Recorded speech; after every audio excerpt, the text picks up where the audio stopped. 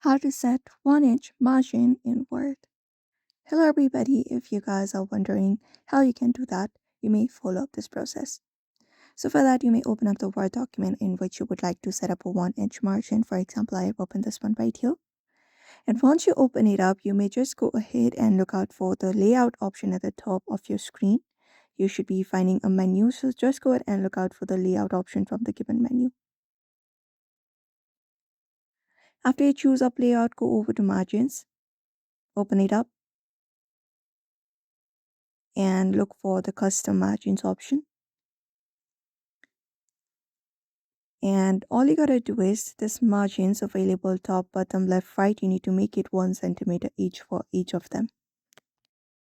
So just go ahead and type in 1 in each of them, in top, left, after that this one right here, and your bottom, right, and click on OK. So make it centimeter and click on OK. And that is it. That will set up 1-inch margin on your Word document. So this is it. You may follow the same process in order to set up a 1-inch margin. So I hope this video was helpful. Give it a thumbs up and subscribe for more tips and tutorials, and we will see you in another video.